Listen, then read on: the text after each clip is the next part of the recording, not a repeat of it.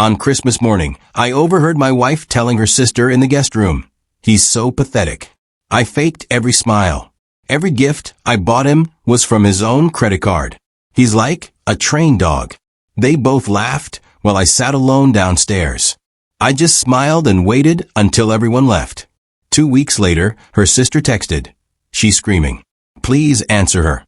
Hey Reddit, I 31M have been married to Alice, 29F, for 5 years, or I should say was married, because what happened this Christmas changed everything. It all started 3 weeks ago. December had been pretty normal. We'd been decorating the house together, getting a tree, buying presents for family, all that typical holiday stuff. Sure, things between us had been a bit distant lately. Alice had been spending more time with her sister, Holly, which didn't bother me. Sisters are close, right? I'd spent weeks planning the perfect Christmas gifts for Alice. Had to juggle our budget pretty carefully, but I managed to set aside enough for some nice jewelry, those wireless earbuds she'd been hinting about, and this fancy skincare set from that Korean brand she follows on Instagram. I was honestly excited to see her face when she opened them. Like a damn fool. Christmas morning rolls around. We had her family staying over, her parents in the downstairs guest room and Holly in the upstairs one. Everyone was still asleep around 7 a.m., but I was up making coffee, thinking we'd all have breakfast together before opening presents. That's when I heard them. Alice and Holly talking in the upstairs guest room. I was heading up to ask if they wanted coffee when I heard my name followed by laughter. I froze on the stairs. The door was cracked just enough that I could hear everything. Theo is so pathetic, Alice was saying. You should see him. Every Christmas, he gets so excited about his gifts for me, like he's expecting a medal or something. More laughter from Holly. The best part, Alice continued, every gift I buy him is just from his own credit card. He never even checks the statement. He's like a trained dog, so happy with whatever scraps I throw him. I stood there, just processing what the actual hell. They kept talking, but I can't even remember everything. Something about how she fakes her reaction to his gifts, how she's been doing this for years, how she finds it hilarious that I never notice. Holly asked her why she stays with me. Want to know the answer? His job has good benefits, and he handles all the bills. Plus, he's so easy to manage. Who else would put up with me like this? I quietly went back downstairs. My hands were shaking, so bad I nearly dropped my coffee mug. Had to sit down and just breathe. An hour later, everyone was downstairs opening presents. I watched Alice like I was seeing a stranger. She opened my gifts with these big, fake smiles and exaggerated, "Oh my God, babe," reactions that I now realized were completely rehearsed. How had I never seen through this before? When I opened my gifts from her, a new watch, some premium headphones, and this collector's edition of a video game I'd mentioned once, I just smiled and thanked her, knowing full well I had literally paid for all of it myself. Her parents seemed oblivious. Holly kept giving Alice these little smirks whenever I said anything. The whole day felt like I was in some bizarre, parallel universe where nothing was as it seemed. After everyone left on the 27th, I did something I should have done years ago. I checked our credit cards. And, holy Reddit, it wasn't just Christmas gifts. For years, Alice had been taking out cash advances on my credit card, buying stuff for herself using our joint account, but telling me it was household expenses, opening store credit cards in both our names that I didn't know about, borrowing from our savings account without telling me. I found charges for spa days, expensive lunches with Holly, designer clothes, all while she complained we couldn't afford to renovate the bathroom or take that trip I wanted. The next few days were a blur. I functioned on autopilot, went to work, came home, pretended everything was normal. But inside I was seething. Alice didn't suspect anything. She was too busy playing with her new jewelry and posting pictures of what my amazing husband got me for Christmas on social media. The comments were all, "You're so lucky," and husband goals, and I just wanted to scream. Every night when she fell asleep, I'd lay there staring at the ceiling, replaying that conversation in my head. He's like a trained dog. 5 years of my life with someone who saw me as a joke, as a goddamn ATM with legs. I started digging deeper into our finances. Found out she'd been sending money to Holly too. Hundreds of dollars every month from our savings. For what? Who knows? Probably just because she could. New Year's Eve, we were at a friend's party. Alice got drunk and spent the whole night ignoring me, then demanded I drive her home early because she had a headache. As I watched her immediately perk up once we got home and start texting probably Holly, something just clicked. I wasn't going to be the punchline anymore. I wasn't going to explode or confront her in some dramatic scene that would just let her paint me as the bad guy. No, I needed to be smarter than that. I opened my laptop that night and started making a list. Everything I knew, everything I had access to, everything I needed to do. Alice was passed out from champagne, had no idea that I was planning something that would change both our lives. The trained dog was about to show some new tricks. That was 2 weeks ago. Since then, I've been methodically working through my list, setting things up, moving pieces around. Alice has noticed I've been a bit quiet, but I just blamed it on a work project. She believed me, because why wouldn't she? In her mind, I'm still that oblivious idiot who never questions anything. Yesterday was the last piece of the puzzle. I confirmed something I'd suspected, but needed to be sure about. Won't go into details yet, but let's just say Alice and Holly's little game goes deeper than I initially thought. Tomorrow everything changes. I've taken the day off work. Alice is going to her sister's for the weekend, thinking I'll be here waiting, like I always am. Like that trained dog she laughed about. She has no idea what's coming. I've never felt so calm, so focused. It's like all those years of being taken advantage of have crystallized into this perfect clarity. I'm not even angry anymore. I'm just ready. Ready to show Alice and Holly exactly who they've been playing with all this time. Opie here with the update you've all been waiting for. First off, thank you for all the comments, DMs, and awards on my last post. Never expected that kind of response. Reading your messages has been both validating and honestly a bit overwhelming. So, the last 2 weeks, where do I even start? After discovering Alice's betrayal, I went through this weird calm phase. Like unnaturally calm. I wasn't sleeping much, maybe 4 hours a night, but my mind was razor sharp. It's like all those emotions got channeled into pure focus. The morning after my last post, I noticed something strange. Alice asked if I wanted coffee while she was making some. She never does this. In 5 years of marriage, I've always made my own coffee.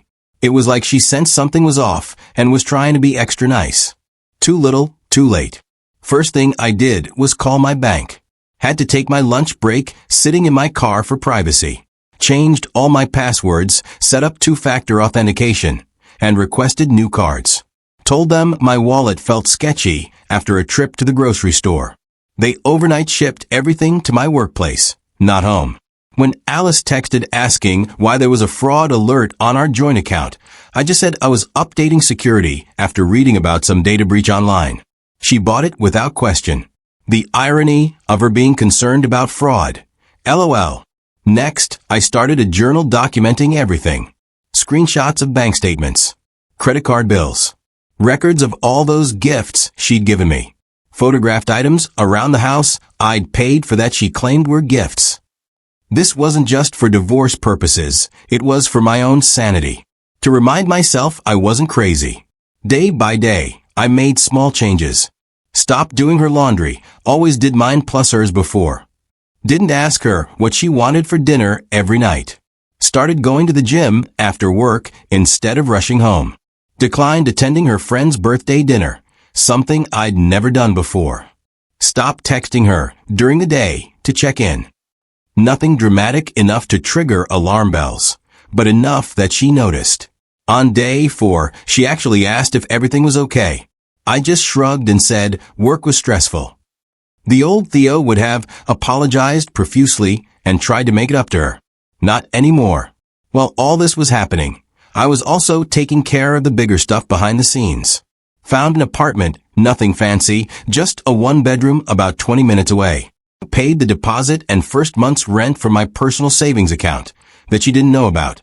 Started it 2 years ago for a surprise anniversary trip. Guess that was never happening now. Called a buddy from college who's a financial advisor. Met him for catching up drinks, where we actually spent 3 hours going through my finances. His face when I showed him what Alice had been doing, man. He helped me create a step-by-step plan to disentangle everything. One of the hardest parts? Not reacting when Alice would do or say something that now seems so obviously manipulative. Like, when she surprised me with takeout from my favorite place, paid for with my card, then expected endless gratitude.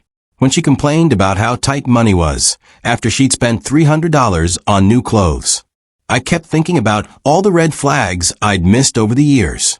How she'd get irritated whenever I wanted to check our joint account. The way she'd dismiss my budget concerns, but always had new stuff. How she gradually isolated me from my friends, especially Jake and Mark. Those girls' trips with Holly that always seemed to cost more than discussed. How she'd make me feel guilty for buying anything for myself. Speaking of friends, I reached out to Jake and Mark for the first time in like 2 years. Alice had always claimed they were bad influences or didn't respect our marriage. Turns out they tried to contact me multiple times, but Alice had told them I was too busy. We met up for beers, and it was like no time had passed. I didn't tell them everything yet, but it felt good to reconnect. Around day 8, I noticed Alice texting frantically more than usual. Later that night, I pretended to fall asleep on the couch, but actually saw her slip into the bathroom with her phone. The door wasn't fully closed, and I could hear her talking to Holly in hushed tones. Something's wrong with Theo. He's acting different. What if he knows something? Holly told her she was being paranoid, that I was too clueless to figure anything out. That comment made finalizing my plan so much easier. By day 10, I had opened new bank accounts at a different bank, transferred my direct deposit to the new account, documented all our assets and their approximate values, gathered all my important documents, birth certificate, passport, etc., quietly packed a suitcase with essentials and stored it in my car trunk, consulted with a divorce attorney recommended by my financial advisor buddy. Alice was definitely sensing something was up. She tried initiating sex twice that week, something that had become pretty rare in our marriage. I made excuses about being tired. The confusion on her face almost made me laugh. The trained dog wasn't performing on command anymore. The Wednesday before everything went down, Holly came over for dinner. I played my role perfectly, the oblivious, slightly distant husband. Made small talk, cleaned up after dinner, then said I needed to finish some work and went upstairs. Instead, I sat at the top of the stairs, the same spot where I'd overheard them on Christmas morning. And wouldn't you know it, they started talking about me again.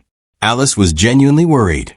Said I was acting weird, distant, not texting her as much, not jumping to do things for her.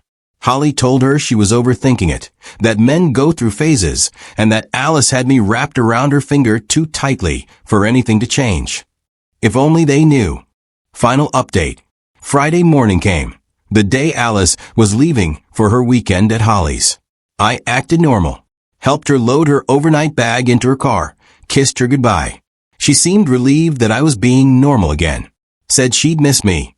I smiled and said, I'll miss you too. As soon as her car disappeared down the street, I sprang into action.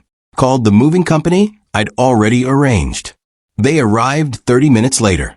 In 3 hours, we loaded up. All my furniture, stuff I'd brought into the marriage.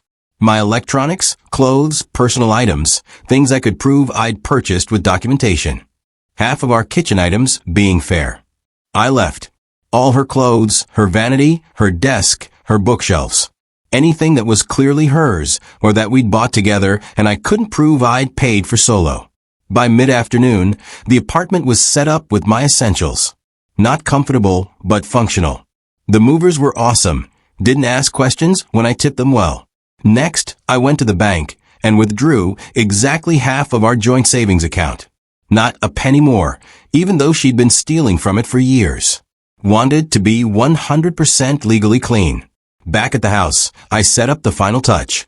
On the dining room table, I laid out copies of all credit card statements showing her purchases of my gifts. Screenshots of the cash withdrawals she'd made. Printouts of the Christmas gifts I'd actually bought her, with receipts. A file of money she'd sent to Holly from our joint account. The audio recording of them talking about me being a train dog. Yes, I went back and recorded their latest conversation. Totally legal in my state.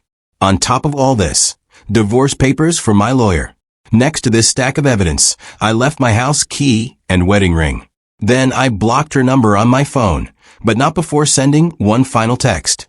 The train dog learned some new tricks. Enjoy your weekend with Holly. I did keep my phone unblocked for any other numbers, just in case of emergency. I'm not a monster. Then I went to my new apartment, ordered a pizza, cracked open a beer, and waited. Around 8 p.m., my phone exploded with notifications. Alice had clearly come home early and found everything. Text after text from unknown numbers. Her using friends' phones after realizing I'd blocked her. Voicemails. Emails. Social media messages. I didn't respond to any of them. Just sat there, feeling this weight lift off my shoulders with each ignored message. For the first time in years, I felt like I could breathe properly. Then, this morning around 10 a.m., it happened. The text from Holly. She's screaming. Please answer her. I smiled, took a screenshot, and went back to assembling my new desk. To be continued. Final update. Final update time, Reddit. Been a wild ride these past few weeks, and I owe you all the conclusion to this saga. Thanks for riding this emotional roller coaster with me. So, that text from Holly. She's screaming. Please answer her. I stared at it for a good 10 minutes before doing anything. Part of me felt this twisted satisfaction. Another part felt empty, like I'd been running on pure adrenaline for 2 weeks, and suddenly my body remembered to be exhausted. I didn't respond right away. Finished assembling my IKEA desk, those damn hex wrenches, am I right, made some coffee, and took a shower. My phone kept buzzing. More texts from Holly. This isn't funny anymore, Theo. She's having a breakdown. At least tell me where you took everything. She called your work, and they said you took vacation days. That last one actually made me laugh out loud. Yeah, I'd planned for that too. Had 5 vacation days saved up that Alice didn't know about. Wasn't about to be at work dealing with this fallout. Around noon, I finally decided to reply to Holly. Just one message. You both laughed at me on Christmas morning. Called me a train dog. How's it feel to be on the other side? She responded instantly. Said it was just girl talk. That I was taking it out of context. That Alice really loves me. Then in the next breath, called me an A***hole for abandoning my wife. The cognitive dissonance was honestly impressive. I blocked her number too. By evening, the messages had spread to email, social media, even LinkedIn LOL. Alice had gone full nuclear. Posted a status about how her husband had disappeared and taken everything, conveniently leaving out why.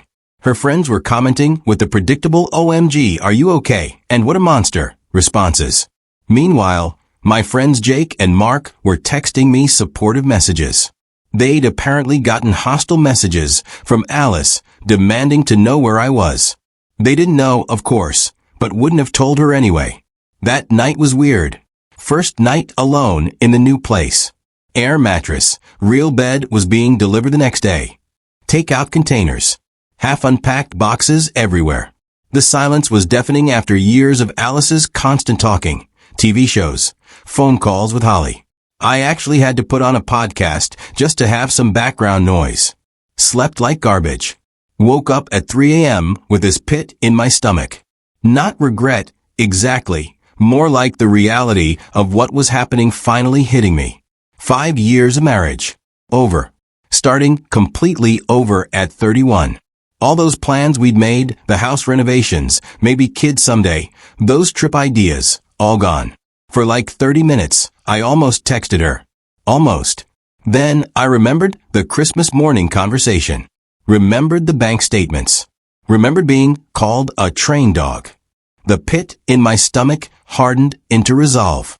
Day 2 post-escape. The texts from unknown numbers increased. Alice's parents now. Her dad's message was actually decent. Said he didn't know what happened, but hoped we could talk it through. Her mom's was less nice. Called me every name in the book. I didn't respond to either. Then, the mutual friends started reaching out. Most had clearly heard Alice's side only. A few asked for mine. I kept my responses simple. There are two sides to every story. I'll share mine when I'm ready. Meanwhile, I was settling into my new routine. Set up my gaming PC, ordered groceries delivered, didn't want to risk running into Alice at our usual store. Started looking into gym memberships near the new place. Normal life stuff that felt strangely liberating. Day 3. I finally checked my email. Found a message from Alice, timestamped 3:42 a.m. I know I messed up. Whatever you heard or think you heard, we can work through this. Please just talk to me. The house feels empty without you. I didn't mean. Holly was pressuring me to act cool and detached. You know how she is. Please come home. We can fix this. Classic Darvo deny attack, reverse victim and offender. Blaming Holly. Saying, I think I heard something. The audacity was actually impressive. I forwarded it to my lawyer without responding. Later that day, I got a call from an unknown number. Against my better judgment, I answered. It was Holly, calling from a friend's phone. She sounded different, subdued. Said Alice had been staying with her since finding the house empty. Said Alice hadn't slept, was barely eating, had called in sick to work. Then dropped the bomb. Alice has maxed out her personal credit cards already. Without access to your income and our joint accounts, she's apparently in serious financial trouble. Not my problem. I told Holly exactly that, then added, perhaps Alice should have thought about financial independence before treating me like an ATM for 5 years. Holly started to cry, actually apologized for her part in everything. Said she never thought it would go this far. I almost felt bad for her. Almost. Then I remembered her laughing at the trained dog comment, and my sympathy evaporated. Before hanging up, I told Holly one thing. Tell Alice my lawyer will contact her next week. That's the only communication she's getting from me. Week 1 became week 2. I settled into my new place. Hung some pictures. Bought plants. Always wanted houseplants, but Alice said they were messy. The divorce paperwork was moving forward, slower than in movies, faster than I expected. Alice's approach shifted from rage to desperate bargaining. Flowers delivered to my work. How did she even find out I was back? A handwritten letter in my mailbox, definitely stalking me. Even a sad playlist shared to my Spotify, immediately blocked. Through it all, I maintained radio silence. Let the lawyers handle everything. The financial fallout hit her hard. Found out through a mutual friend that she had to get a roommate for our house. Couldn't afford the mortgage alone. That roommate? Holly. The irony was chef's kiss. 3 weeks post-escape, we had our first and only face-to-face meeting with lawyers present. Walking into that conference room and seeing Alice for the first time was intense. She looked smaller somehow. Tired. Hair pulled back messily. Not the perfect styling I was used to seeing. The moment she saw me, she started crying. Tried to approach me, but her lawyer held her back. My lawyer laid out my terms. Selling the house and splitting proceeds, even though I'd put down most of the down payment. Division of assets already completed. What I took was documented as mine. No alimony. We'd both worked throughout the marriage. Clean break.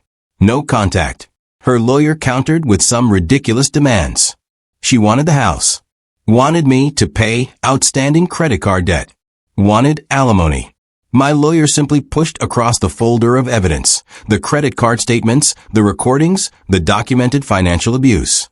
Alice's face when she realized I had receipts for everything? Priceless. Her lawyer's expression changed too. They asked for a private consultation, and when they returned, their demands had shrunk considerably. We didn't settle everything that day, but the tone was set. This wasn't going to be Alice getting her way again. This was consequences. Outside the meeting, Alice tried one last time. Grabbed my arm in the parking lot. Her lawyer had already left. She was crying, mascara running, saying she'd change, she'd get therapy. She'd never talk to Holly again, if that's what I wanted. For a split second, I remembered the Alice I fell in love with. The woman who used to laugh at my bad jokes. Who nursed me through that terrible flu 3 years ago. Who looked so beautiful on our wedding day. Then I remembered Christmas morning. He's like a trained dog. I gently removed her hand from my arm and said the only words I would directly say to her. I deserve better than being someone's joke. So do you. Then I walked away. The divorce finalized 3 months later, faster than average, my lawyer said. Because we had no kids and Alice ultimately didn't contest much once she saw the evidence. We sold the house, split the proceeds, divided the remaining assets, signed the papers. Just like that, 5 years of marriage reduced to signatures and legal terminology. It's been 6 months now since that Christmas morning. Spring has turned to summer. My apartment feels like home now. I've reconnected with old friends, made some new ones, started taking a cooking class, something Alice always said I'd be terrible at. Turns out I'm not half bad. Alice? Last I heard through the grapevine, she's still living with Holly. Apparently, their perfect sister relationship cracked under the pressure of actually living together. Holly's boyfriend moved out when Alice moved in. The financial strain showed Holly who Alice really was, someone who takes and takes. Sometimes at night, I still find myself thinking about everything, not with regret, but with this strange sense of wonder. How did I not see it for so long? Why did I accept being treated that way? Therapy is helping me understand that it wasn't weakness. It was trust.